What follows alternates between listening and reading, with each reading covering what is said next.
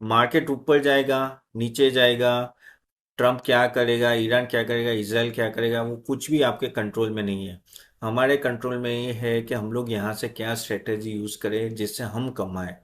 और यहाँ से देखो, अगर ये सुलह हो जाती है और सही में एक तरह का यूएस पीछे चले जाते हैं, तो यहाँ से एक अच्छी खासी रैली दिखती है। ठीक है, वो रैली 1,500 पॉइंट की या 2,000 पॉइंट की भी हो सकती है, प्रोवाइडेड सब कुछ बंद हो जाए, क्योंकि ट्रम्प अभी निकलना चाहता है।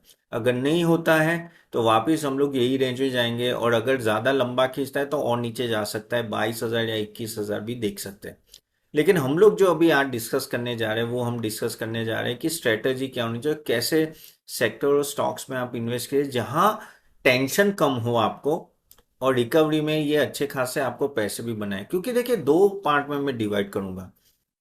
नॉर्मली क्या होता है कि एक होता है एरिया जहां वॉर की वजह से इम्पैक्ट आता है, लेकिन वो टेम्पररी इम्पैक्ट होता है और वो रिकवरी फास्ट हो जाती है, और लेकिन उनके क्वार्टरली अर्निंग्स में ऐसे कंपनीज को इम्पैक्ट नहीं आती है, जो काफ़ी हद तक डोमेस्टिक ओरिएंटेड है, और उसमें भी क्लासिफिकेशन है। मैं एक एक करके बात करूंगा, लेकिन वैसे में उनको इम्पैक्ट नहीं आता है, तो वो कंपनी जल्दी रिकवर होगी और एक दो क्वार्टर में अच्छा परफॉर्मेंस भी देने लगेगी। दूसरा एक जो दूसरा एक क्लासिफिकेशन वो है कि जो अभी वॉर खत्म होने की न्यूज पे वो बढ़ तो जाएंगे, बढ़ेंगे तो सभी, यानी कहते हैं आज सभी हाथी घोड़ा गधा सब भागेंगे। ठीक है, लेकिन एक लेवल पे जाके वो रुक जाएंगे, जो मैं दूसरी क्लासिफिकेशन की बात कर रहा हूँ, क्योंकि जो वॉर हुई थी उसके वजह से इम्पैक्ट थोड़ा लॉन्ग लास्टिंग होता है, और वो लॉन्ग लास्टिंग इम्पैक्ट की वजह से उनके मार्जिन 2-3 क्वार्टर में सप्रेस हो जाते हैं, तब तक सप्रेस होते हैं, और इसके वजह से वो ऊपर जाके अटक जाएंगे। ओके, तो एक क्लासिफिकेशन है जो वॉर खत्म होके ही फिर चलने लगेंगे, अपना नॉर्मल रूटीन में आ जाएंगे, और दूसरा क्लासिफिकेशन है जो शायद बढ़ेंगे लेकिन आगे जाके अटक जाएंगे। Clear? Then just have C for clear. तो हम लोग दोनों क्लासिफिकेशन की बात करेंगे, जिससे आपको पता चले कि आपको कहाँ निवेश करना है। ठीक है, कि आपको किस तरह से निवेश करना है और क्या क्या चीजें आपको ध्यान में रखनी है। ठीक है, मेरी आवाज क्लियर आ रही है? Then just type C for clear also. Okay, now now let us talk about one by one. पहले हम लोग बात करते हैं कि वॉर अगर खत्म होती है तो कौन से स्टॉक्स तुरंत रिकवर करेंगे और आगे जाके भी वो सस्टेन करेंगे। वो बहुत ही इंपॉर्टेंट है, क्योंकि कहीं ना कहीं आगे जाके अगर देखो वो अटक गए तो हमारे लिए प्रॉब्लम है। तो पहले सेक्टर की हम लोग अगर बात करें, तो जैसे फॉर एग्जांपल है कि जो कैपिटल मार्केट सेगमेंट है, कैपिटल मार्केट है, या ऐसे उसकी मैं बात कर लेता हूँ। जैसे for example asset management company है, या अगर आप देखो तो ब्रोकिंग बिजनेस में मैं इतना बुलिश नहीं हूँ, लेकिन आपके जैसे डिपोजिटर्स है, जैसे CDSL NSDL है, या तो अगर आप कहें तो रजिस्टर्ड ऑफिस है, कैम्स है, या वो प्लेटफॉर्म बिजनेस है, BSE MCX। ये सब स्टॉक्स जो है वो क्यों गिरे? वो इसलिए गिरे हैं क्योंकि कहीं ना कहीं वॉर का इम्पैक्ट के वजह से पूरा मार्केट गिर रहा है, तो वो खुद गिर रहा है। क्लियर? अदरवाइज उनका कोई लेना देना नहीं है डायरेक्टली। आप बोलोगे नहीं तो अपन FI की सेलिंग होगी तो वो प्रेशर आएगा। देखो, FI की सेलिंग हो या बाइंग हो, एट द एंड ट्रांजेक्शन होते हैं ना, तो ट्रांजेक्शन से ये लोग कमाएंगे ही कमाएंगे। अगर रिकवरी आती है तो और बाइंग अच्छी तरह से आती है। ठीक है, अगर नीचे जाता है तो थोड़े वॉल्यूम कम होता है, लेकिन जब रिकवरी आती है तो एक जबरदस्त वॉल्यूम से बाइंग होती है, तो यही सब कंपनियां और कमाती है। इसलिए ये एक सेगमेंट ऐसा है कि डायरेक्टली आपको इम्पैक्ट नहीं आएगा। वॉलीटिलिटी, ऑनेस्टली जब आप बोलते हो ना कि वॉलीटिलिटी, उसमें उल्टा वॉल्यूम बढ़ जाता है, क्योंकि आप FNO, intraday player and all that. तो और प्लस इनके बिजनेस में ऐसा कोई कहते हैं ना कि प्लेटफॉर्म बिजनेस हो या इन सब में वन टाइम कॉस्ट होता है, बाद में कॉस्ट नहीं होता है। तो इनका क्या होता है कि प्रॉफिट मार्जिन भी बढ़ता है एंड ऑल दैट। हाँ, लेकिन जैसे मैंने बोला ब्रोकिंग बिजनेस में अभी भी थोड़ा इश्यूज है, अदरवाइज बाकी सब AMC हो या प्लेटफॉर्म बिजनेस हो, रजिस्ट्रार ऑफिस हो या डिपोजिटर्स को डायरेक्ट इसका फायदा होता है, तो ये एक सेफ है। अभी ऐसे माहौल में अगर ये सब स्टॉक्स आपको 25, 30, 40% मिलते हैं, this is a good time to buy. Reason, क्योंकि रिकवरी होगी और आगे सस्टेनेबल होगी। ओके, वो हमें देखना है कि आगे क्या सस्टेनेबल होगा कि नहीं होगा। तो हाँ, इसमें सस्टेनेबल होगा। And that is what you have to keep in. आपके पास कोई अगर कैपिटल मार्केट के स्टॉक्स है तो type in the chat box, कोई अगर कैपिटल मार्केट के स्टॉक्स हो तो वो जरूर आप रखिए। और नीचे के लेवल पे अच्छे स्टॉक्स है तो आप एवरेज भी कर सकते हैं। मैं यहाँ पॉइंट और एक ऐड करना कि कहाँ एवरेज कर सकते हो, क्योंकि एवरेजिंग भी इंपॉर्टेंट है कि अगर आपने कोई स्टॉक ऊपर लिया है, अभी स्टॉक काफी नीचे आ गया है, 30-40% नीचे आ गया है, तो भाई ऐड कर सकते हो, गलत गलत नहीं है अगर प्रोवाइडेड स्टॉक अच्छा हो। अब उसमें आप बोलोगे तपन यार लेकिन पता नहीं है ना बॉटम कहाँ है। देखो यार, बॉटम किसी को पता नहीं, कोई यहाँ भगवान नहीं है, पता ही नहीं चलता क्या होने वाला है। अगर यूएसए निकल भी गया तो क्या स्ट्रेट ऑफ हॉर्मुज ओपन होगा, ये मिडिल ईस्ट की जो अभी यूएई, सऊदी, ओमान, कतार, ये सब जो झगड़ रहे हैं ईरान के साथ, वहां क्या होगा।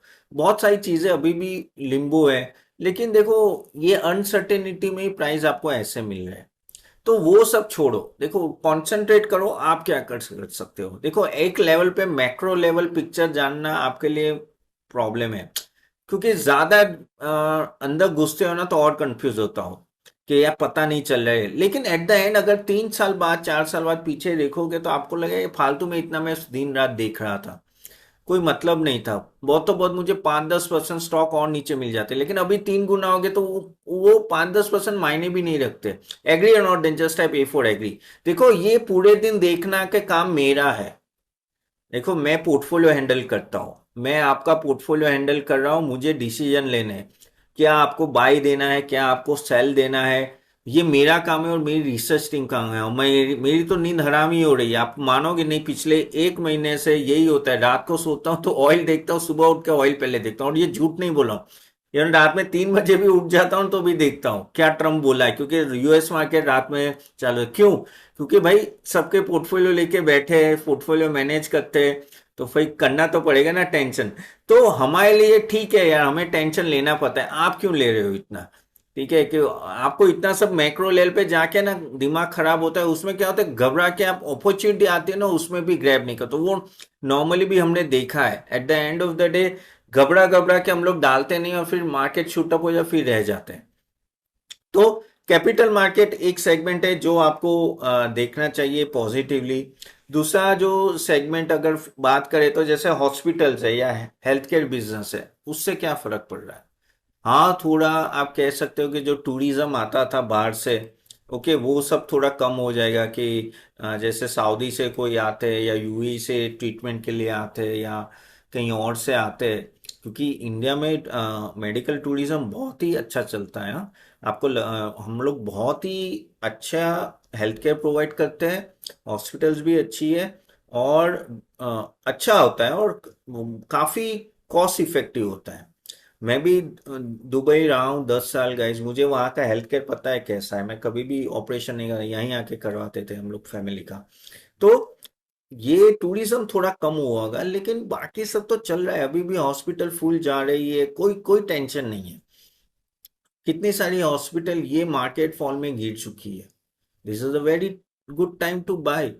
ओके, ये सब हॉस्पिटल्स आप देखना 5-10 साल में know they they will give you very good return.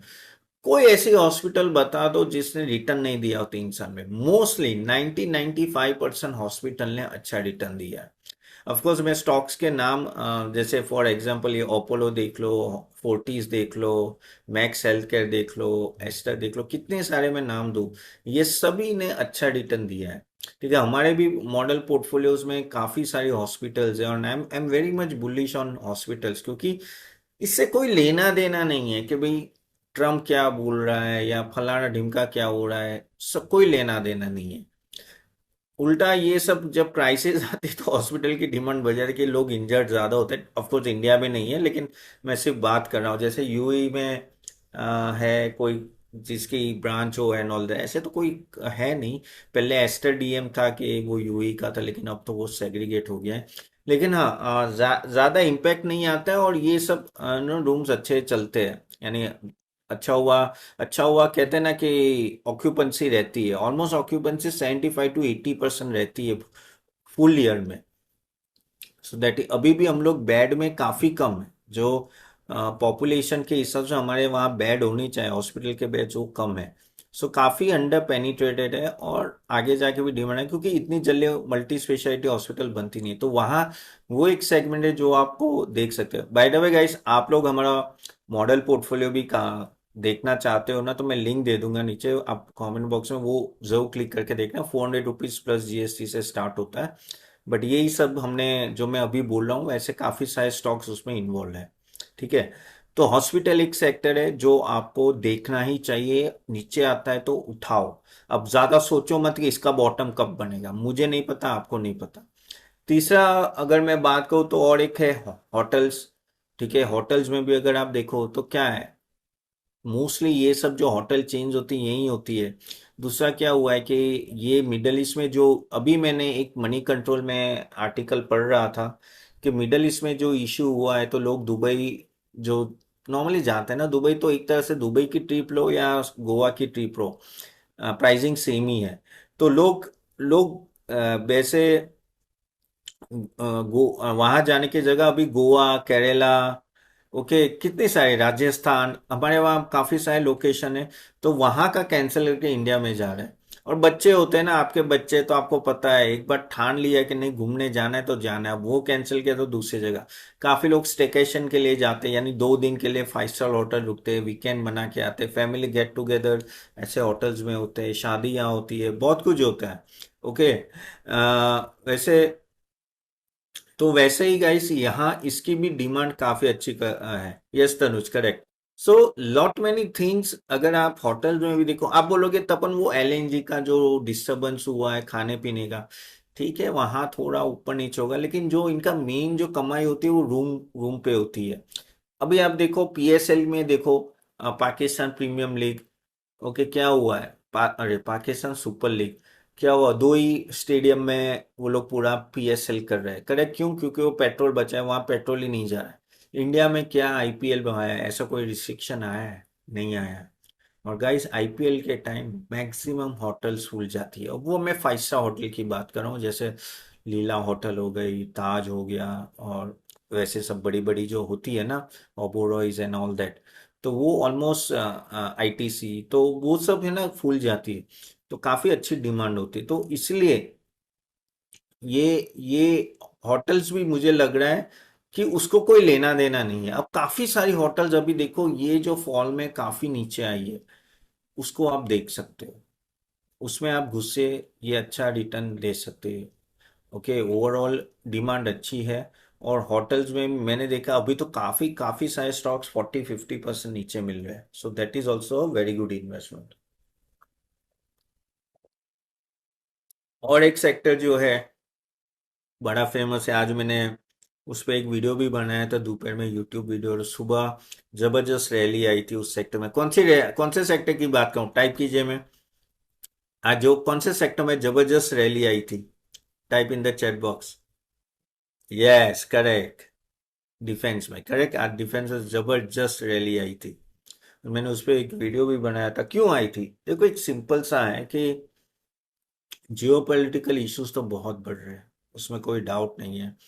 India का पाकिस्तान से झगड़ा हो, या आप ये तो इसराइल ईरान यूएस में तो सभी मिडल ईस्ट भी आ गए। नो, पूरा मिडल ईस्ट कंट्री उसमें इन्वॉल्व था। ठीक है, इसराइल का हमास के साथ भी हुआ, रशिया यूक्रेन क्राइसिस में वो, फिर यूरोप भी आ गया। हर जगह कुछ ना कुछ चल रहा है। क्या पता चाइना कल ताइवान पे भी अटैक कर दे। तो ऐसे समय में गाइस, डिफेंस एक ही ऐसी चीज है जिसकी डिमांड हमेशा रहेगी। हर एक कंट्री अपना बजट बढ़ा रही है। सऊदी यूएई 7 से 8% अपना डिफेंस का खर्चा करती थी, 7 to 8% of the total GDP. जो जीडीपी होती है उसका 7 से 8% खर्चा करती है डिफेंस। हम लोग करते हैं कुछ 3.5 से 4%। यूएस करता है 5 से 6%। यूएस का सबसे बड़ा बजट है, क्योंकि जीडीपी भी बड़ी है। ओके। तो 28 ट्रिलियन का आप 6% ले लो, और हमारा 4 ट्रिलियन का आप 4% ले लो, तो फर्क तो होता है ना। तो लेकिन आगे जाके क्या हुआ है कि ये जो वॉर हुई उसमें, बट ऑब्वियसली मिडल ईस्ट को प्रोटेक्शन नहीं मिला यूएस से। यूएस पेट्रो डॉलर पे काम करता है, पता है ना कि यूएस एक्चुअली उसके बेस सभी कंट्री में, और वो प्रोटेक्ट करना है। और उसके सामने ये मिडल ईस्ट वहाँ इन्वेस्ट करेंगे यूएस में। अभी क्या हुआ कि इस टाइम पे सऊदी ने 2 दिन बाद ही बोल दिया कि नो, यूएस कोई हेल्प ही नहीं करे, सब कुछ इसराइल को बचाने में लगा हुआ है। तो इस बार सभी एक्सपोज हो गए, और काफी सारे आपने देखा ड्रोन और वो सब दुबई में गिरे।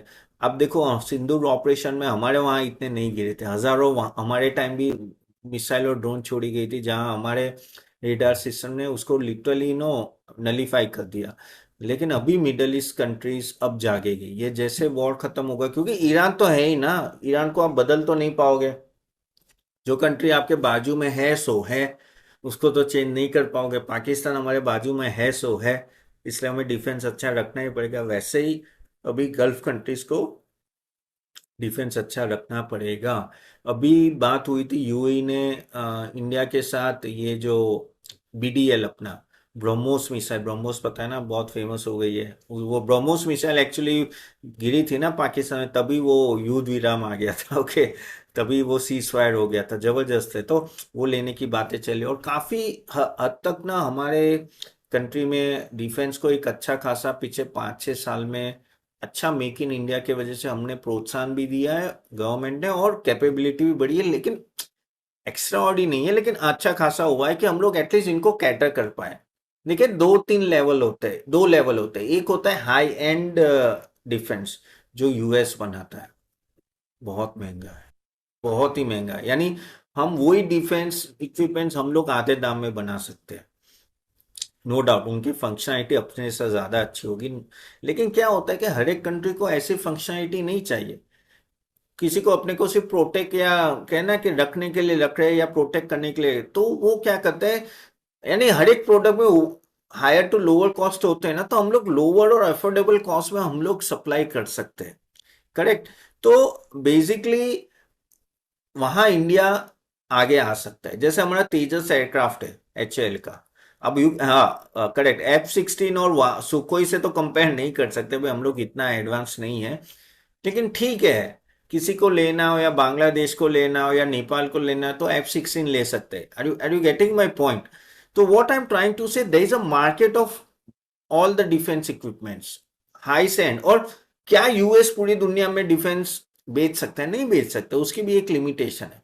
हम लोग वहां एंटर कर सकते हैं। हम लोग, हमारे पास इंक्वायरी आती है लेटिन अमेरिका से, मिडल ईस्ट से, यूरोपियन कंट्री से भी आती है, और अफ्रीका, लेटिन अमेरिका से और मिडल ईस्ट, ये 3 जगह से ज्यादा आती है।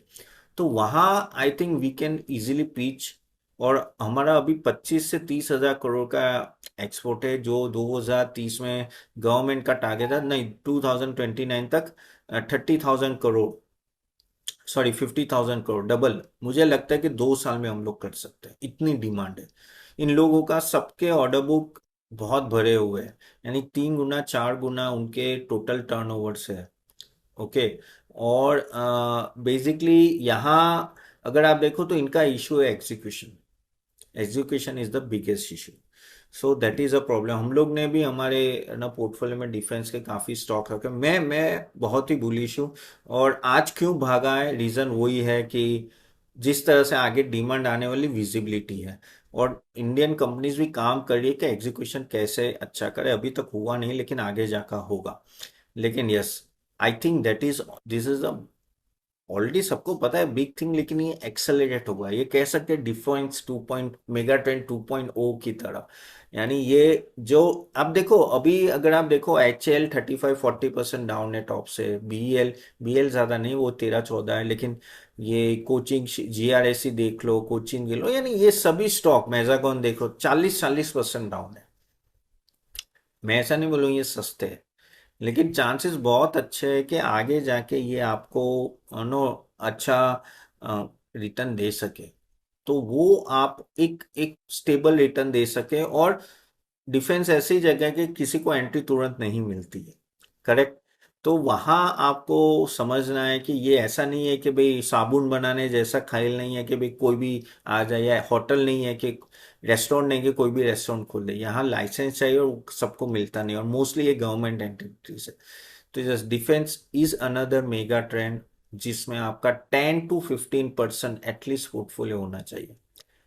But if you agree with me, then just type D for defense, just type D for defense। और ये एक्सेलरेट हुआ है, अभी एक्सेलरेट हुआ है। और आज आपने देखा कैसे सब स्टॉक 18 से 20-20%, 15-15, 10-10% भागे हुए हैं। ओके। और इसको कोई ले, उसका तो कैसा है, वॉर जितनी चलती है तो डिफेंस और भागेंगे। सो यस, डिफेंस और एक जगह पे आप ध्यान रख सकते हैं। दूसरा, कोई सेक्टर अगर आप देखना चाहते हो तो जैसे और ये अपना इंश्योरेंस सेक्टर सेफ है, कोई लेना देना नहीं है, क्या हो रहा है पूरी दुनिया में कोई लेना देना नहीं है।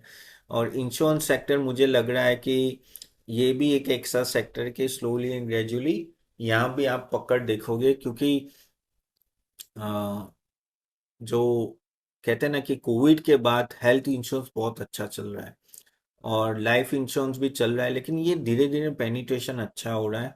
ऑफ कोर्स आप ये स्टेबल इनकम देगा, ऐसा मारफाड़ इनकम नहीं देगा, मारफाड़ कमाएगा नहीं, लेकिन स्टेबल के लिए आप insurance as a defensive sector गिन सकते हो। कि वो आप देख सकते हो, यही सब H D F C, I C I C I Lombard and all that. General insurance शायद आपका ज्यादा चले compare to sorry this life insurance. General insurance में हेल्थ इंश्योरेंस बहुत ही अच्छा भाग रहा है, यानी उसका ग्रोथ बहुत अच्छा आ रहा है। प्लस गवर्नमेंट ने ना हर एक व्हीकल के ऊपर इंश्योरेंस कंपलसरी किया है, तो उसका भी बेनिफिट हो रहा है। तो yes, insurance is one of the other sector आप कह सकते। बाय गाइस, आप लिख रहे हो ना, then just type W for writing, just type W for writing in the chat box, okay. और एक सेक्टर जो मुझे अच्छा लग रहा है वो है फार्मा सेक्टर। फार्मा क्यों? देखो, अगर आप देखो कि ये जो वॉर सिचुएशन में कोई एक एक सेक्टर जो स्टेबल रहा है ना, गिरा बहुत नहीं है, वो है फार्मा सेक्टर। फार्मा सेक्टर क्यों? क्योंकि आप जो रुपी अभी 95 ऑलमोस्ट टच हो गया, 97 के 100 तक जा सकता है अभी। और करेंसी अपनी वीक रहेगी, ऑयल ऊपर रहेगा। अगर 80-85 भी ऊपर रहता है तो भी करेंसी वीक रहेगी। और आगे जाके अगर हमें एक्सपोर्ट बढ़ाना है, हमें कैपेबिलिटी बढ़ानी है, तो करेंसी को वीक रखना पड़ेगा। अभी क्या होता है कि आईटी सेक्टर में क्या होता है कि इवन तो करेंसी बढ़ा लेकिन मार्जिन नहीं बढ़े, क्योंकि वहाँ एक तो एआई है ना, ओवर द इयर्स भी ना उनके कॉन्ट्रैक्ट्स में सेट ऑफ हो जाते हैं। लेकिन फार्मा सेक्टर में अगर आप देखो ना, तो अगर 2-3 रुपए बढ़ जाते हैं ना, सॉरी 1 रुपया भी बढ़ता है करेंसी, सॉरी 1 रुपया वीक होता है, तो भी 0.2 इबिटा का फर्क पड़ जाता है फार्मा कंपनी। और pharma company is doing very well. अगर आप देखो तो यूएस में भी ये जैसे सिप्ला और लुपिनो, उनके सेल्स जबरदस्त है। यूरोप में है, हाँ एक थोड़ा लॉजिस्टिक का इशू है लेकिन टेम्पररी है, मुझे नहीं लगता कि बड़ा प्रॉब्लम आएगा। तो फार्मा एक ऐसा सेक्टर है कि जहाँ डिमांड अच्छी है, अच्छी रहेगी।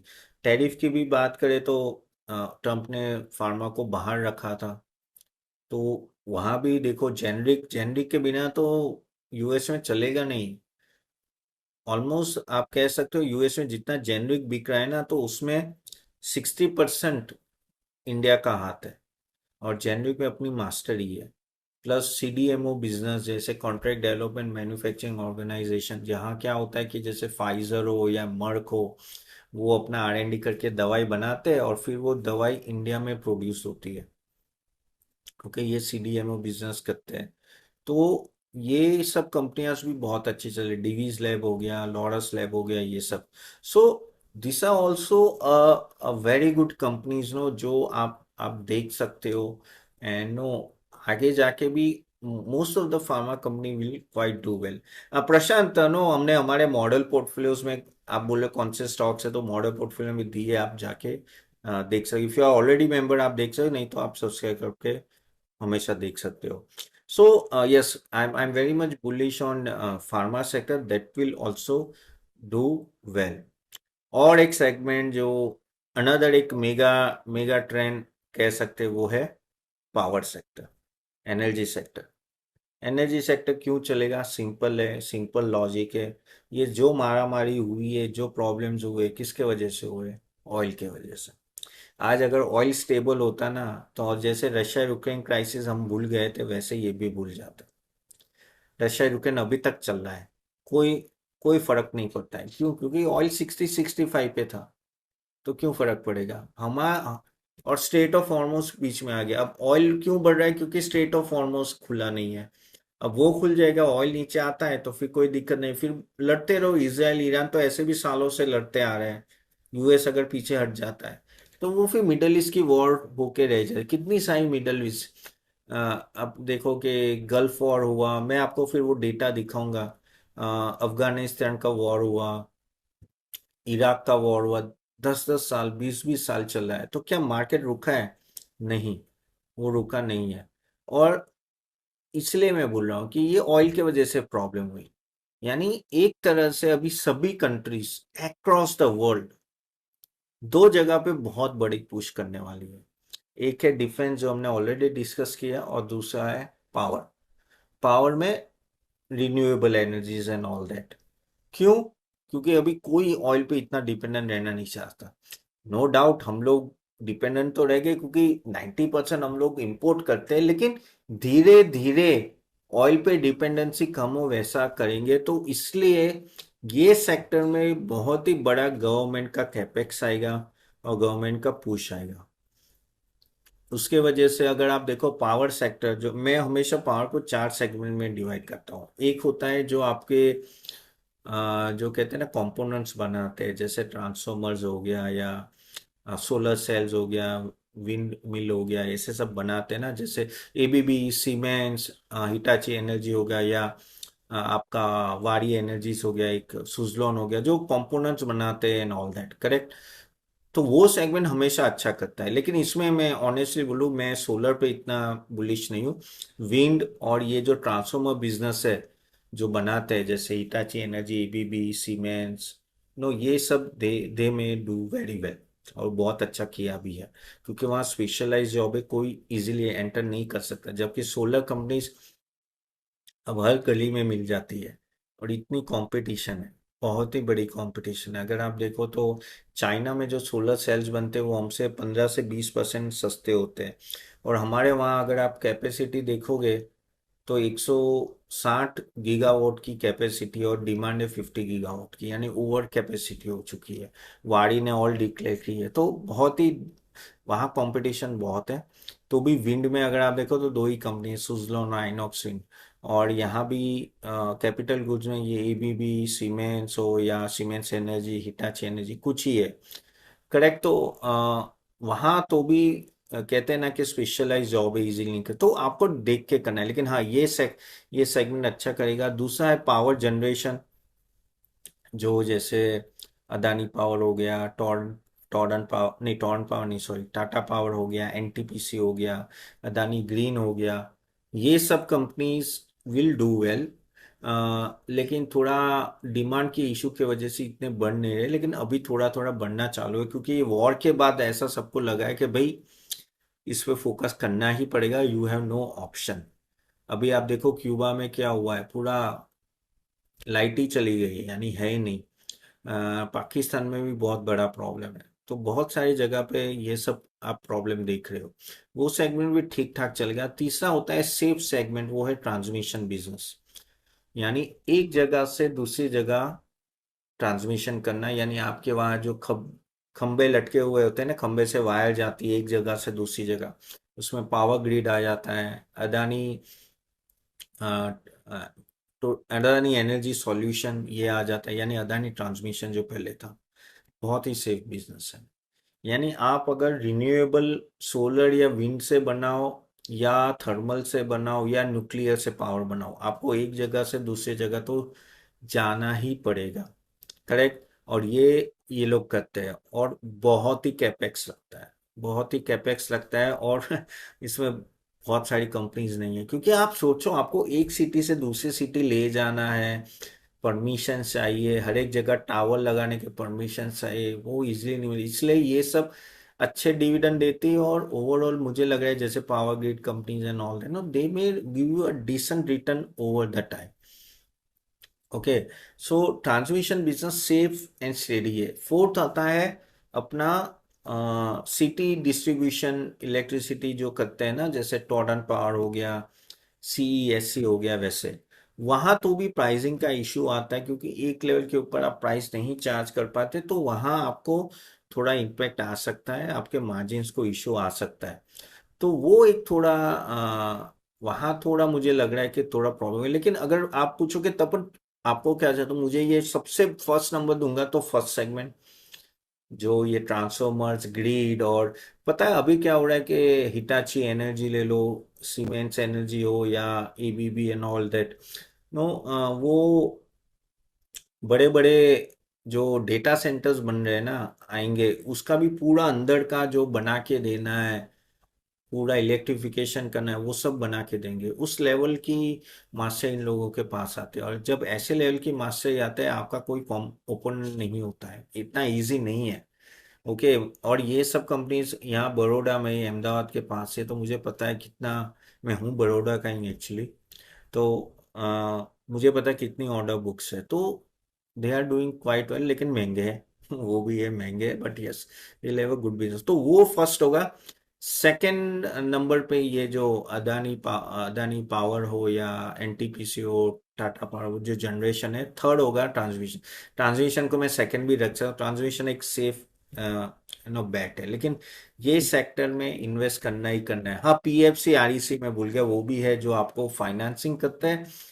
दे may also do well over the time, but ये सेक्टर एक एक अच्छा सेक्टर है जो आपको ध्यान में रखना चाहिए। वरना बाय द वे गाइस, कैसा है, आपको वैल्यू मिल रहा है कि नहीं? देन जस्ट है V for value, okay. Session से वैल्यू मिल रहा तो अभी हम लोग बात करेंगे और एक सेक्टर की, और वो है जैसे सीडीएमओ बिजनेस था वैसे होगा आपका ईएमएस सेक्टर। ईएमएस यानी इलेक्ट्रॉनिक मैन्युफैक्चरिंग सेक्टर, इसको भी कोई लेना देना नहीं है। देखो ये सब सेक्टर में ऐसे सेक्टर की बात कर रहा हूँ जिससे वॉर का कोई लेना देना नहीं है। इनडायरेक्टली वॉर की वजह से इनको फायदा होगा। और दो सेक्टर जो मैंने सबसे बोले ज्यादा, डिफेंस और पावर, क्योंकि वॉर हुआ है इनकी अहमियत बढ़ गई है। ठीक है। तो ये इसके वजह से फायदा है। या आरईसी और पीएफसी कंबाइन हो रहे हैं, वो अच्छा स्टॉक है, कोई कोई डाउट नहीं है। तो EMS sector, electronic manufacturing service की अगर मैं बात करूं, तो अगर यहाँ क्या है, सेम वे कि देखो वर्ल्ड में अभी क्या हो रहा है कि लेबर की कमी है। वर्ल्ड पूरा डिक्लाइनिंग पॉपुलेशन में जा रहा है। इंडिया ने चाइना को भी टेक ओवर कर लिया, सबसे ज्यादा पॉपुलेशन यहाँ है।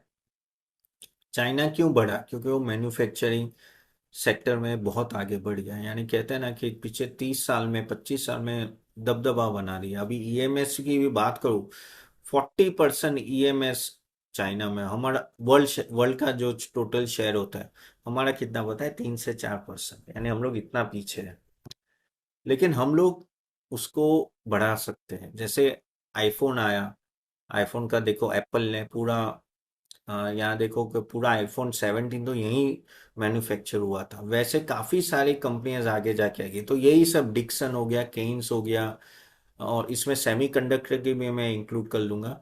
तो चलो सेमीकंडक्टर की बाद में बात कर दो, लेकिन ये सब जैसे एम्बर हो गया, ये सब मैन्युफैक्चरिंग में आते हैं।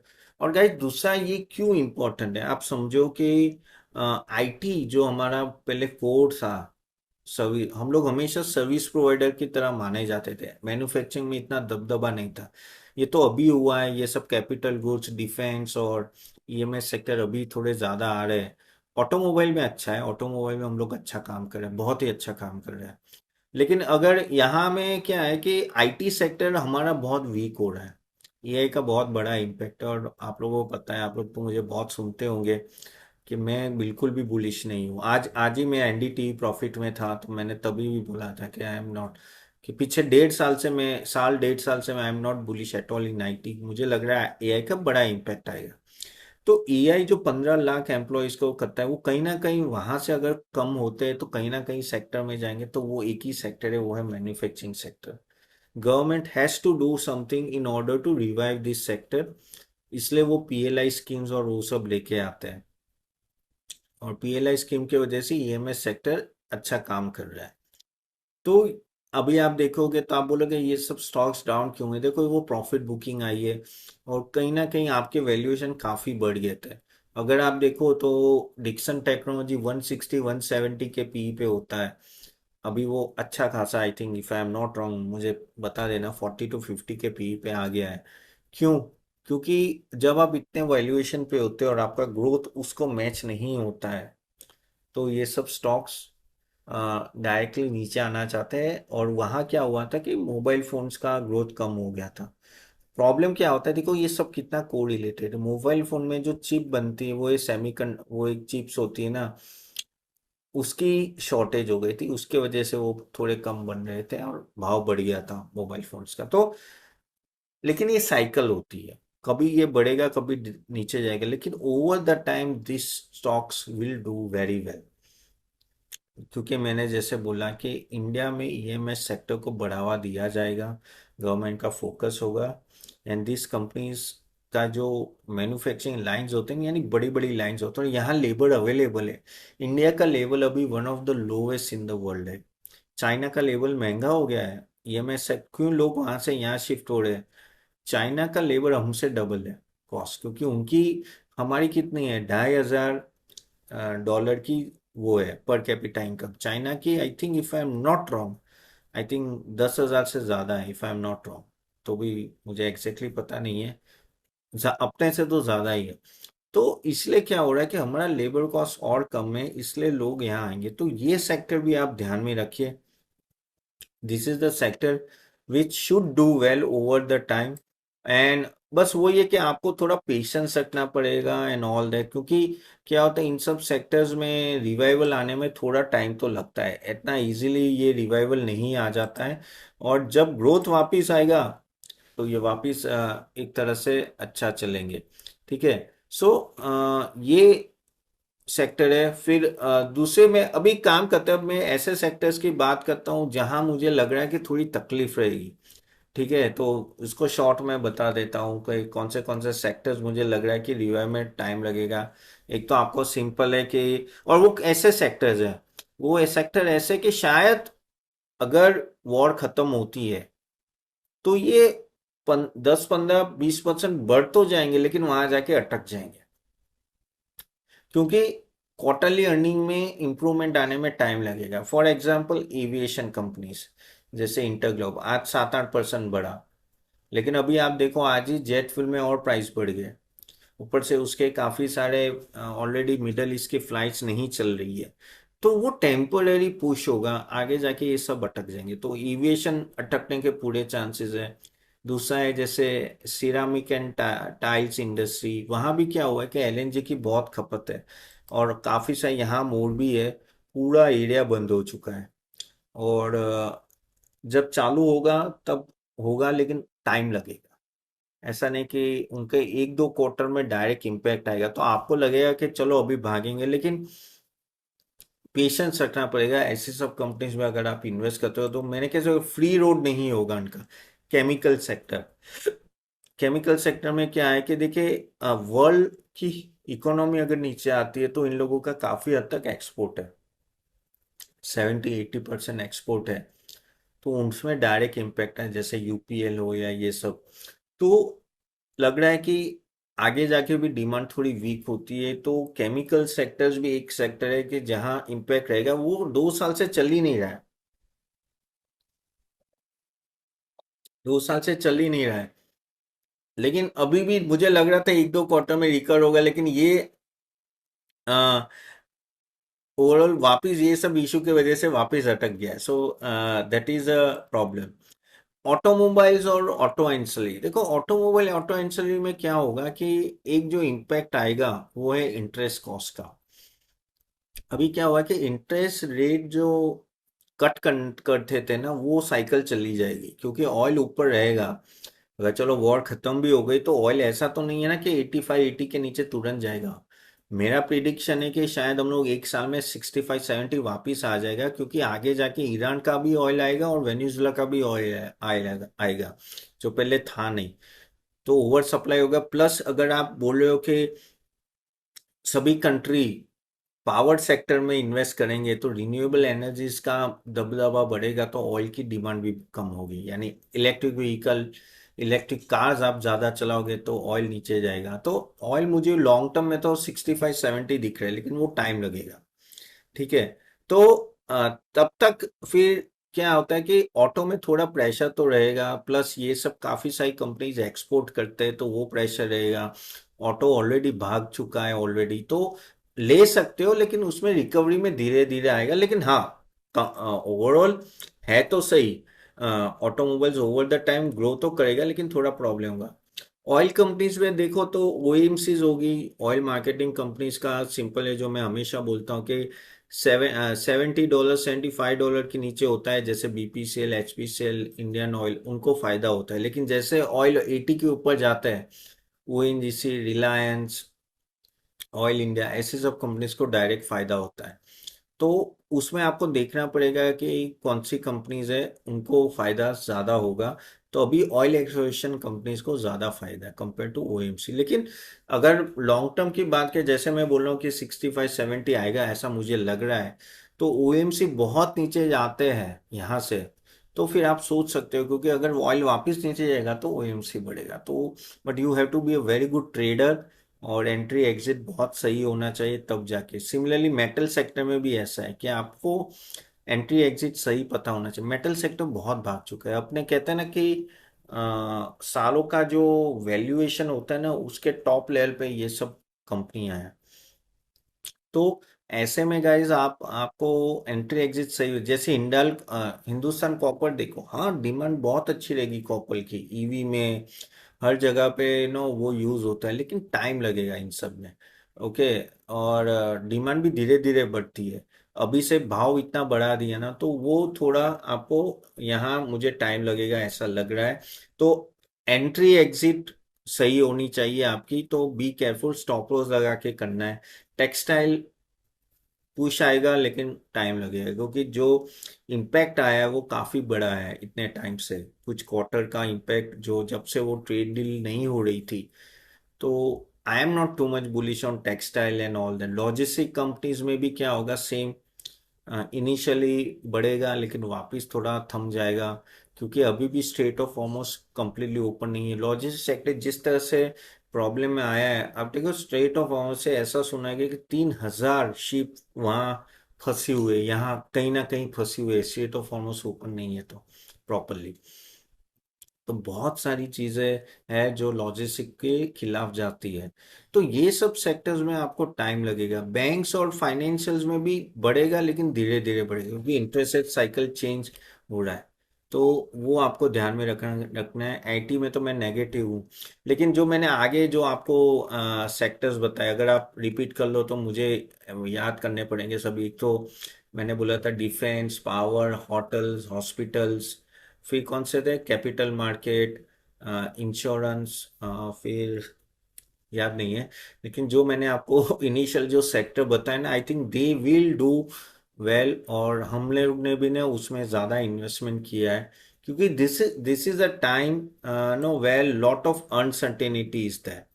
और इस अनसर्टेनिटी में आपको कहना है कि अफरीदी नहीं बनना है, हमें सहवाग नहीं बनना है, हमें थोड़ा है ना द्रविड़ की तरह काम करना है, और सेफ सेक्टर में काम करना है। यस, ईएमएस सेक्टर अंदर। रेलवे को तपन कोई इम्पैक्ट नहीं है, लेकिन रेलवे ऑनेस्टली ना इतना सेक्टर में बूम नहीं है अभी, तो कोई फायदा नहीं है। Okay, so that is the thing. Ports अच्छे चलेंगे, पोर्ट्स अच्छे चलेंगे। I think ports will do well. I think इसलिए आज आपने देखो पोर्ट्स में एक अच्छी खासी रिकवरी आई। जैसे ही वॉर खत्म होती है, आपका इंपोर्ट एक्सपोर्ट का ऐसे जंप आएगा। और वही सब पोर्ट्स में दो ही तो नाम है, तीन नाम ले लो, अदानी पोर्ट, जेएसडब्ल्यू इंफ्रा, और गुजरात पीपावाव, ऐसे तीन ही है जो कह सकते कि तो उनको फायदा हो सकता है। So that is a thing, और ये चीज आपको ध्यान में रखना है। बाय द वे गाइस, आपने आज क्या सीखा, just type in the chat box how you like this session और नॉट। और हमने भी ये सब कुछ हमारे पोर्टफोलियो में भी इनकॉर्पोरेट कर रहे हैं। और मैं, आप लोग कुछ वॉर का पूछ रहे थे ना, मैं वॉर का आपको बताता हूँ। सो गाइस, अगर आप देखिए ओवर द इयर्स, मैं इसलिए बोल रहा हूँ कि आपको ये जो सेक्टर बोले उसमें आप इन्वेस्ट कर सकते, और आप हमारा of course know model portfolio भी देख सकते हो, उसमें हमने ये सब इंक्लूड किया है। तो अगर आप यहाँ देखेंगे तो ईरान इराक वॉर जो हुआ था, अगर आप देखो तो वो 8 साल चला था। ठीक है, 18% गिरा था। हम लोग भी अभी ऑलरेडी कह सकते हैं कि 13-14% गिर चुके हैं, लेकिन 6 महीने में 27%, फिर एक साल में 53% चला था। ठीक है। अगर आप बात करते हैं गल्फ वॉर भी देखिए आप, 18% गिरा था 2 साल, लेकिन देखो एंड में एक साल के बाद 65% बढ़ा था। मार्केट है, ये मार्केट की बात कर रहा हूँ। कारगिल वॉर में 12% गिरा था और एक साल में फिर वो 11% बढ़ा था। अगर आप अफगान वॉर की बात करें तो ये देखिए, नो ऑलमोस्ट 16% गिरा था और 17% बढ़ा था एक साल में। यानी कितनी रिकवरी आ रही है। इराक वॉर में 86%, 10% गया था, फिर 86% बढ़ा था। मुंबई अटैक जो हुआ था उसमें 8% गिरा था, लेकिन ओवरऑल 91% वो बाद में बढ़ा था।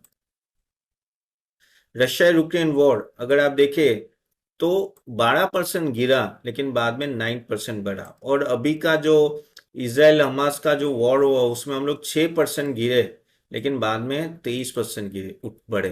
तो आप देखिए एक साल में क्या जबरदस्त रिटर्न दिया है। Correct. And what it shows के, देखो ये वीक नहीं, नेक्स्ट वीक कहीं ना कहीं तो ये वॉर थमेगी। और ये रिकवरी जो आती है ना, वो बड़ी रिकवरी। तो और स्टॉक अगर मार्केट 10% से बढ़ता है ना गाइस, स्टॉक्स 20-25% से बढ़ते हैं। और जब लंबा सोचते तो आप इतने को टेंशन नहीं है। So this is what you have to understand, और अकॉर्डिंगली आप बिहेव कीजिए। ये मौका है, उसको अपॉर्चुनिटी मिस मत कीजिए। आप बोलोगे नहीं एग्जिट का है, तो एग्जिट किसी को पता नहीं है।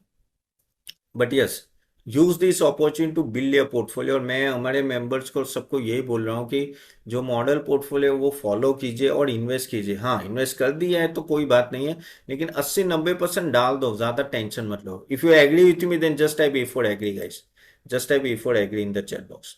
क्योंकि क्या होता है, हम लोग पकड़ने जाते हैं ना कि भाई नहीं एग्जिट आएगा तभी मैं डालूंगा, तो वो या डालूंगी, वो कभी आता नहीं है। और ये मैं बार बार बोलता हूँ। देखो आज रात को क्या होगा वो आपको पता नहीं है, तो कल का किसने देखा है। करेक्ट। सडनली कोई न्यूज आ गई कि भाई चलो ईरान भी मान गया, तो खत्म हो गई ना बात। सो that is a thing. Okay guys, let me tell you about myself first. Before that, no, I'm a chartered accountant and a SEBI registered research analyst and a portfolio manager. As I know, I have analyzed more than 1,000+ crores of portfolio, and now 4,000+ members है हमारे, और invest ampere is almost 1 lakh+ across the world. और ये मेरा SEBI registered number है, आप चाहो तो जाके देख सकते हो। Okay, so I am authorise to provide the service, and we have thousands of members who are taking our services. And I do come on regularly on TV, ET Now Swadesh, CNBC, Z, NDTV, Money 9। आज भी मैं था team में, कल भी मैं आने वाला, तो you can catch me live also. ठीक है। And this are some of the snapshot of that. And guys overall अगर रिसर्च अच्छी होगी तभी बार बार हम टीवी में मैं आता होगा। Correct. And I do come on meet Economic Times, Business Standard, Business Today and all that. And see my expertise is simple, long term investing and the wealth creation of my clients. Okay. और wealth creation बनता है over the years, आप invest करो, अच्छे stocks में invest करो। और इसीलिए हमने ये सीटी अर्निंग कंपाउंडर्स पोर्टफोलियो बनाया है, जो आपके डीमेट अकाउंट से भी लिंक हो सकता है if you want. And the best thing is at a very very know minimal cost of 400+ GST per month, यानी 470 रुपीज। और we are getting this portfolio. And आप इस लेवल पे आप इन्वेस्ट कर सकते हो अच्छे स्टॉक में, जो अच्छा रिटर्न देंगे। आप मुझे याद करो 3 साल में ये बहुत ही बढ़िया रिटर्न देंगे, क्योंकि काफी सारे स्टॉक 30-40% गिर चुके हैं अपने टॉप से। This is the best time to invest in this stocks. Okay. So what you are getting here, 1 minute guys, कुछ पीछे क्यों जा रहा है। Okay, 1 minute. नहीं, okay. So basically I give you a stock list, और आपको एलोकेशन भी यहाँ मिलेगा। पीरियोडिक रिव्यू और रीबैलेंसिंग भी होगी, यानी हम लोग ही रिव्यू, मेरी टीम है कंसी और charter accountants, and we do review and give you क्या रीबैलेंस करना है, क्या क्या करना है, कौन सा रखना है, कौन सा निकलना है। और इसमें क्या है बेस्ट थिंग कि हम लोग एक निकालेंगे तो दूसरा लेने की भी बात करेंगे। टोटल 100% एलोकेशन होगा, तो that is the best thing. और वो आपके डीमेट अकाउंट से भी लिंक हो सकता है, अगर चाहो तो डीमेट अकाउंट से लिंक हो जाएगा। तो ऑटोमेटिक चीजें अपने डीमेट अकाउंट में ही आ जाएगी। Okay, that is a best thing, क्योंकि मैंने एडवाइजरी में देखा है जो पहले क्या होता था कि हम लोग पोर्टफोलियो तो ही देते हैं, लेकिन जो क्लाइंट्स है वो मिस कर जाते हैं वो उस दिन पे, और फिर स्टॉक बढ़ जाता है या नीचे चला जाता है, फिर वो चीजें हाथ से निकल जाती है। बट हियर नो, एक साथ नो एग्जीक्यूशन होता है, जैसे मैं कोई रीबैलेंस करता हूँ तो वो भी ओवरऑल देखो ना, तो उससे फायदा होता है। So that is what you are getting here. और ये जो छोटी फी भी हम लोग चार्ज करें ना, वो क्योंकि हम लोग सभी ब्रोकिंग हाउस से कोलैबोरेट करते हैं थ्रू स्मॉल केस, तो उसके चार्जेस थोड़े लगते हैं, that is a thing. So simple model है गाइस, हम लोग पोर्टफोलियो बनाते हैं, आप उसको पूरा रिसर्च करके विथ एलोकेशन किसमें कितना इन्वेस्ट करना है, आपको उसको एनरोल करना है, कोई वो मंथली फी पे करके, फिर आप या तो मैन्युअली वो पोर्टफोलियो देके बाय कर सकते हो अपने डीमेट अकाउंट में, या तो आप अपना डीमेट अकाउंट ही हमारे से लिंक कर सकते हो, हमारे स्मॉल केस से। और जो भी अब मिनिमम समझ लो 42,000 रुपीज इन्वेस्टमेंट है या 44,000, तो उतना आपको सिर्फ अपने डीमेट अकाउंट में बैलेंस रखना है, जैसे आप नॉर्मली रखते हो जब भी स्टॉक बाय करते हो। और आप यहाँ से बटन दबाओगे, आपके डीमेट अकाउंट में सभी स्टॉक बाय हो जाएंगे based on the allocation what we have given to you. और उसमें आपको अप्रूवल देना पड़ता है, और रीबैलेंस भी होता है। जैसे मैंने रीबैलेंस करता हूँ, फॉर एग्जांपल मुझे लगा कि भाई फॉर एग्जांपल ये एबी एबीबी इंडिया निकाल के हिटाची एनर्जी लेनी है, तो मैं यहाँ से ऑर्डर एग्जीक्यूट करूंगा, आपको नोटिफिकेशन आएगा व्हाट्सएप, ईमेल, और वहां से नोटिफिकेशन आएगा, और इवन ऐप से भी आएगा। आपको सिर्फ अप्रूव करना है, अगर आपने उसको बेसिकली लिंक किया है तो अपने आप एग्जीक्यूट हो जाएगा। आप बोलोगे कोई प्रॉब्लम आया या नहीं हुआ, तो आपको है ना, हमारी टीम का नंबर भी मिलेगा और स्मॉल केस की टेक्निकल टीम का भी नंबर मिलेगा। कुछ भी हो उनको कॉल करोगे, they will help you out, कुछ प्रॉब्लम आई या कुछ भी होता है। So basically that is what you are going to get it here. And exclusive Monday session होगा 9 o'clock को, यानी आपके पास ऑलरेडी पोर्टफोलियो है, समझ लो आपके पास 40 स्टॉक्स ऑलरेडी है, लेकिन उसका करना क्या है, रखना है, बेचना है, क्या करना है ना, तो एवरी मंडे सेशन होगा जहां आप मुझे कोई भी क्वेश्चन पूछ सकते हो। जैसे आज आज होस्ट टू पैनलिस्ट है, आपके क्वेश्चन मुझे दिख रहे हैं, लेकिन सबको एक दूसरे के नहीं दिख रहे, वैसे उस दिन भी आप मुझे कोई भी क्वेश्चन पूछ सकते हो related to your portfolio. Q&A होगा, मार्केट रिव्यू होगा, स्टॉक क्वेरीज होगी, म्यूचुअल फंड क्वेरीज, आप जो भी चाहो वो पूछ सकते हो, I am going to reply. This is the best thing guys, क्योंकि क्या होता है कि देखो ये इजी नहीं है मार्केट, यहाँ आपको एक्सपर्ट की जरूरत है। जैसे फॉर एग्जांपल आप बीमार हो, 2 दिन बीमार हो, खुद दवाई लेते हो, तीसरे दिन तो डॉक्टर के पास जाते हो ना, डॉक्टर आपको दवाई देता है, वो कुछ चार्ज करता है, and at the and he will give you advice and things will be better. तो वैसे हम लोग ये छोटा सा कहते हैं 470 रुपीज, यानी वो डॉक्टर का चार्ज ही हुआ मंथली, वो चार्ज करते हैं and we'll help you out in creating and designing your portfolio, and that is the best thing you can have. क्योंकि अगर आप सोचते हो कि मैं सब सही कर रहा हूँ, और अगर आपका रिटर्न आ नहीं रहा है इतने सालों से, पोर्टफोलियो चल नहीं रहा है, तो फिर कहीं ना कहीं आप गलत जाए, तो वहां हम लोग आपको हेल्प करेंगे। Again the plan fees is currently, ये आगे जाके बढ़ सकती है, बढ़ने वाली है, लेकिन क्वार्टरली अभी 500 प्लस जीएसटी है, हाफ ईयरली 450 प्लस जीएसटी है, एंड ईयरली 400 प्लस जीएसटी है। गाइस एक धुरंधर मूवी जाते हो ना, वो भी आज मैं खुद अभी देख के आया परसों, 650 रुपए की टिकट थी एक की, तो उससे भी कम प्राइस में है, तो that is what you are getting here. Okay, तो उसको फीस की तरह मत देखो guys, this is just a guidance. और आप बोलोगे इतना भी क्यों चार्ज, ये चार्ज हमें, हम जो डीमेट अकाउंट भी आपको लिंक करा रहे हैं, तो टेक्नोलॉजी का चार्ज लगता है, so it is very reasonable. How many feel it is reasonable, then just type R for reasonable, R for ये बहुत ही रीजनेबल रखा है, so that you can get benefit, you get the weekly session, आपको portfolio मिल रहा है, plus demat account link हो रहा है, अब उससे ज्यादा क्या करोगे, जान रहे हो क्या। तो basically we are giving you everything, plus आपको हमारे टीम का नंबर भी मिलेगा, कॉल सेंटर का भी नंबर मिलेगा, जहां हम लोग टेक्निकल सपोर्ट देंगे, सब कुछ आपको मिलेगा। Okay, so that is what you are going to get it here. ठीक है Venkat, the price will be same also. अगर आप हमारे पुराने मेंबर्स हो, this 400 plus GST is the technology charge we have to take it. Okay, हमने कुछ ज्यादा नहीं रखा है, Venkat. So all our old members also paying these fees. The only thing is you are getting a linking with the Demat account, which is the most important thing. ठीक है. Again आप खुद करने जाते हो तो गाइस आप random stock picking करते हो. जैसे मार्केट नीचे है, अरे ट्रम्प का स्टेटमेंट आ गया, कल बढ़ने वाला है, कल उठा, आपके पास 2 लाख रुपए, 1 लाख है, धड़ाधड़ ऐसे डाल दोगे. जो स्टॉक दिखा टीवी में, जी बिजनेस में, ये बोला ये ले लो, वो ले लो, वो ले लो. ऐसे करोगे ना, नहीं चलेगा. ऐसे रैंडम स्टॉक पिकिंग करोगे तो नहीं चलेगा. जो आपके पास 20 स्टॉक होंगे वो फिर 100 50 100 स्टॉक होते. कितने लोगों को ये फैसिलिटी, ये प्रॉब्लम फेस करते हो? Then just type me in the chat box. ये सब में जैसे इमोशनल एग्जिट पता नहीं चलता है कब करना है, कभी बेचते ही नहीं हो, ओवर कॉन्सर्न यानी एक ही स्टॉक को एवरेज करते जाते हो. इनमें से कितने लोग ये प्रॉब्लम फेस करते हैं? Just type me in the chat box. और यही हकीकत है. खुद करने जाते हो ना, आपको पता नहीं होता है, एक ही स्टॉक एवरेज करते जाते हो, या तो किसी स्टॉक से निकलना है, पता नहीं निकलना है, इमोशनल अटैचमेंट. अरे 10,000 का लॉस हो रहा है, क्यों निकलूं? अरे आप सोचोगे कि ऊपर आएगा, वो और नीचे जाता है, 30,000 का लॉस हो जाता है. इसलिए एग्जिट का पता नहीं चलता. Yes correct Mukesh Kumar, exit का पता ही नहीं होता है. यहां हम लोग वो प्रॉब्लम सॉल्व करें, हम लोग आपको एग्जिट भी देंगे. आपको टेंशन लेने की नहीं जरूरत. आप अपने जॉब बिजनेस में काम, यानी आपका काम करो. हम जब एग्जिट बोलेंगे आपको नोटिफिकेशन आएगा, व्हाट्सएप आएगा, सब कुछ आएगा. बस तब करना है, तब तक कुछ नहीं करना. यानी आपका ये काम हम लोग कर रहे हैं. आपको आपको वो टेंशन लेने की जरूरत है कि एग्जिट कब करना है. पर से क्या होता है, खुद करते हो ना, तो स्टॉक लेते जाते हो और एग्जिट करते हो, यानी प्रॉपर बैलेंसिंग नहीं. यहाँ हम लोग क्या करते हैं, एक स्टॉक को एग्जिट कराते हैं तो दूसरा स्टॉक लाते हैं सेम वैल्यू पे, सेम अमाउंट पे. तो क्या है, आपका रीबैलेंस अच्छी तरह से होता है.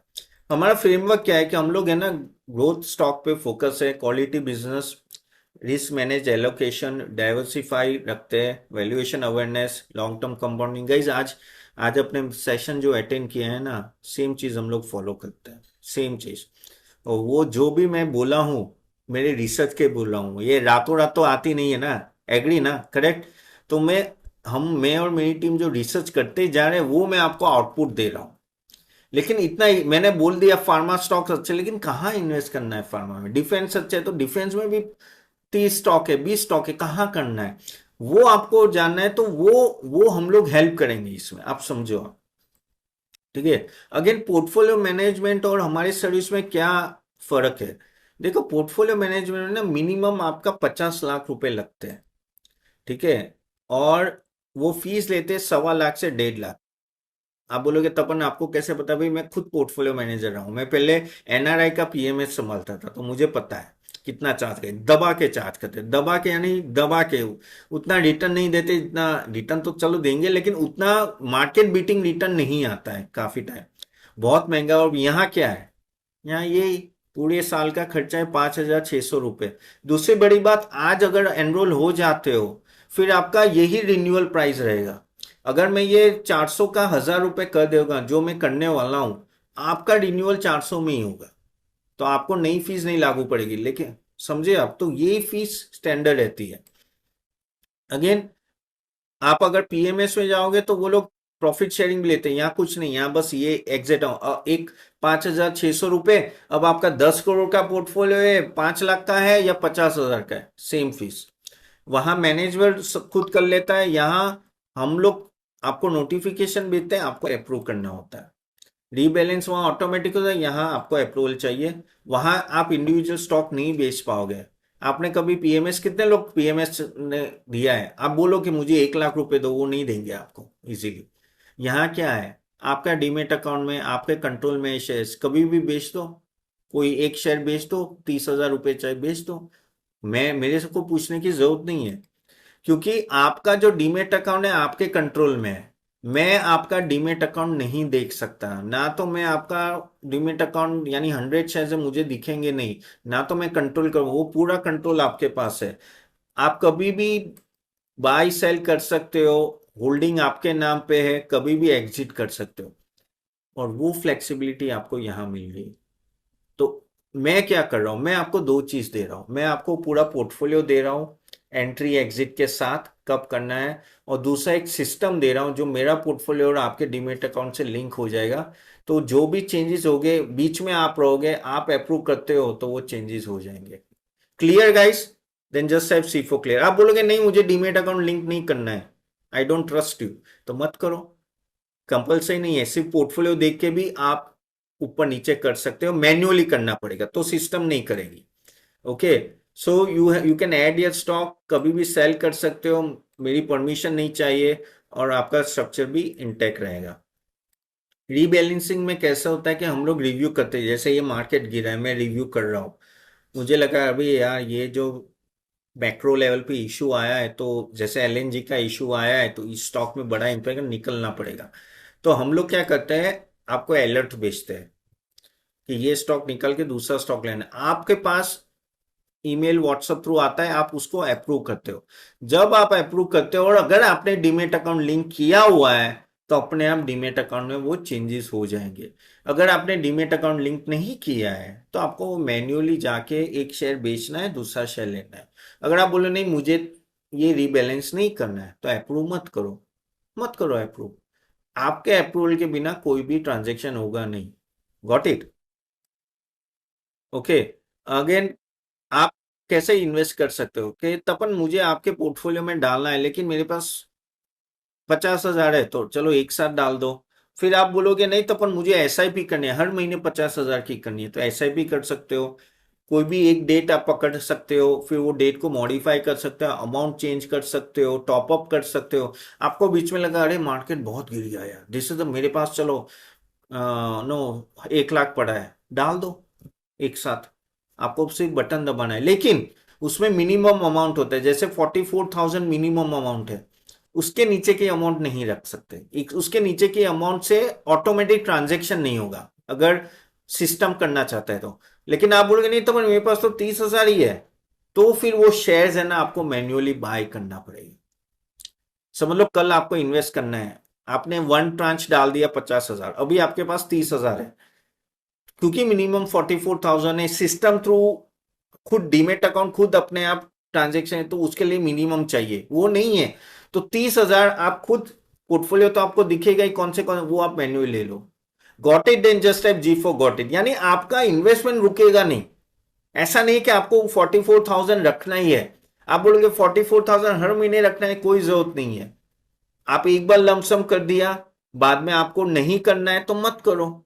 6 महीने बाद आपको डालना है, 6 महीने बाद डालो। तो वो आप पे है आपको कैसे करना है। 5,000 रुपए भी डाल पाओगे लेकिन मैन्युअली डालने पड़ेंगे फिर।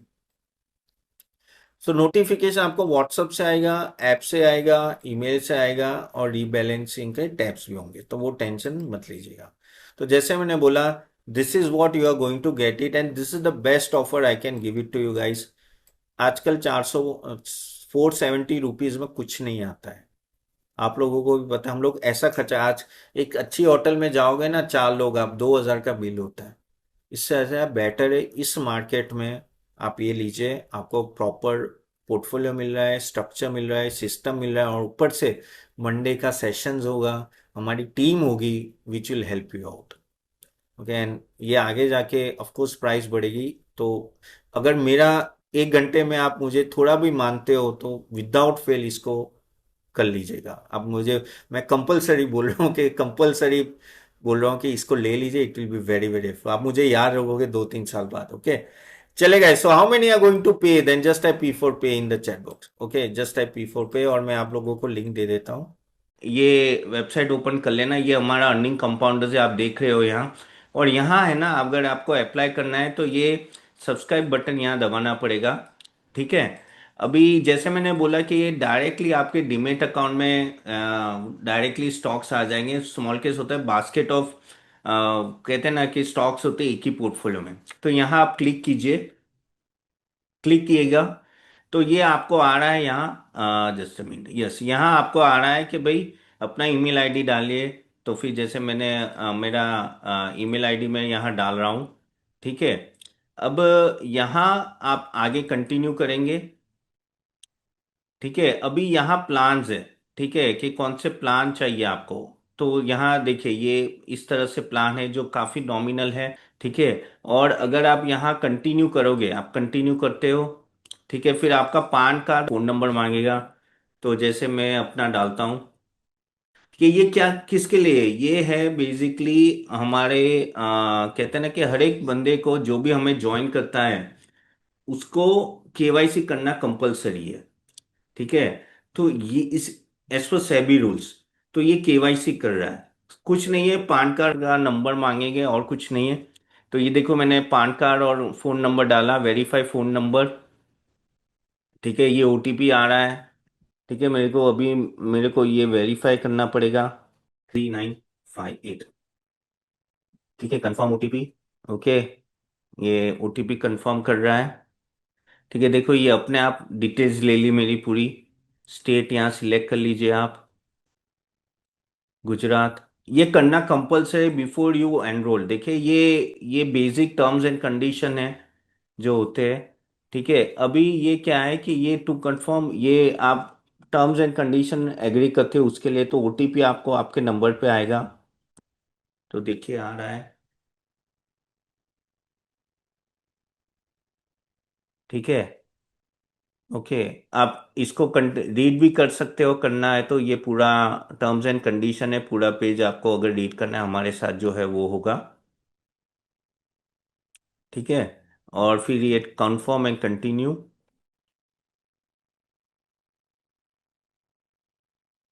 ओके, और सिमिलर न्यू कार्ड है, नेट बैंकिंग है, आप कुछ भी कर सकते हो। और जैसे मैंने बोला कि आपको क्यूआर कोड से करना है तो आप क्यूआर कोड से भी कर सकते हो। स्कैन हो गया और ये पेमेंट भी हो गया। देखिए ये आप देखिए तो नोटिफिकेशन के भाई, हाँ भाई हो गया आपका। ठीक है, अब ये हो गया। अभी इन्वेस्ट नाउ करके आपको जाना है लीव। देखिए आपका ये कीजिए, तो अब इन्वेस्ट नाउ कीजिए। अब आपको है ना अपने कहते हैं ब्रोकिंग अकाउंट से आपको सिंक करना है। तो ब्रोकिंग अकाउंट से अब मेरा क्या है कि कोटक सिक्योरिटी से, वैसे आपको अपना सिलेक्ट करना पड़ेगा जो भी आपका ब्रोकिंग फर्म है। ब्रोकिंग तो उसको कंटिन्यू कीजिए, वो आप अपना ब्रोकिंग का अकाउंट जो भी है, कोटक में है, आईसीआईसीआई है, जरोदा जहां भी है उससे आप कीजिएगा। अभी आप देखिए ये अभी कोटक नियो में जा रहा है। ठीक है, और यहां से फिर मैं जैसे एंटर आईडी पासवर्ड मैं अपना डीमेट अकाउंट का डालूंगा वो लिंक हो जाएगा। वापिस मैं बता रहा हूँ कि यहाँ आपको ब्रोकिंग अकाउंट को लिंक करना जरूरी है अगर आप ऑटोमेटिक अपने अकाउंट में डेबिट चाहते हो और अपने आप डीमेट अकाउंट में शेयर्स आ जाए तो। ठीक है, नहीं तो आप वहां जाके शेयर्स तो देख ही सकते हो। ठीक है, तो जैसे मैं यहाँ करता हूँ। ठीक है, पासवर्ड डालता हूँ। तो देखिए ये मैं लॉग इन हो गया मेरे कोटक के अकाउंट में। ठीक है, अब आप यहाँ देखिए, आप लॉग इन टू कंटिन्यू। अब देखिए यहाँ आता है कि आपको किस तरह से करना है, वन टाइम करना है या आपको एस आई पी करनी है। तो आपको one time plus S I P करनी है तो ये भी सिलेक्ट करते हो। अगर वन टाइम करना है तो वन टाइम कीजिए। अगर जैसे यहाँ मैं वन टाइम करता हूँ तो भाई ये शेयर्स है, इसको लगेगा कंफर्म डिटेल्स। ठीक है, ये मिनिमम अमाउंट यहाँ आ जाएगी। ओके, और फिर आपको यहाँ कंफर्म डिटेल्स करनी है। जैसे ही आप कंफर्म डिटेल्स करते हो, ठीक है, तो कोई इतना बैलेंस आपको यहाँ ऐड करना है वो बताएगा। अगर आपके पास है तो ऑलरेडी वो डेबिट हो जाएगा। ऐड ये करेंगे अपने। अब मेरा क्या होगा कि यहाँ ऑलरेडी कोटक अकाउंट से लिंक है तो वो अपने आप ऐड हो जाएगा। बट कहने का तात्पर्य ये है कि आपको इस तरह से बेसिकली आप अपना कोटक का अकाउंट यानी आपका जो ब्रोकिंग अकाउंट है वो भी आप लिंक कर सकते हो। सो दिस वे, इन अ वे आप अपने कोटक अकाउंट हो या ब्रोकिंग अकाउंट जो भी है वो लिंक कर दीजिएगा। उससे फायदा ये होगा कि अगर आप एसआईपी करते हो तो हर महीने ये डिडक्ट होगा। और अगर आप वन टाइम करते हो तो वन टाइम में भी कर सकते हो। ऑफ कोर्स मिनिमम यहाँ जो अमाउंट है, यहाँ जैसे 44,000 है उतनी अमाउंट होनी चाहिए। सो this is how the small case will work. पहले आपको पेमेंट करके स्मॉल केस बाय करना है, या तो आप स्मॉल केस में लॉग इन करके भी आप इसको बाय कर सकते हो। ठीक है, तो आप पहले पहले बाय कर दीजिए, फिर उसको अपने अकाउंट से लिंक कर दीजिए, डीमेट अकाउंट से, फिर उस तरह से आपका नो डेबिट होते जाएगा। तो बहुत प्रोसेस सिंपल है। मैं हमारी टीम के मेंबर्स की डिटेल भी दे दूंगा, फ़ोन नंबर, अगर कोई दिक्कत हो तो आप उनको कॉल भी कर सके। तो उम्मीद है आप इसका फ़ायदा ज़रूर उठाएंगे, and this is how you should do your small case investing. So thank you very much for joining guys.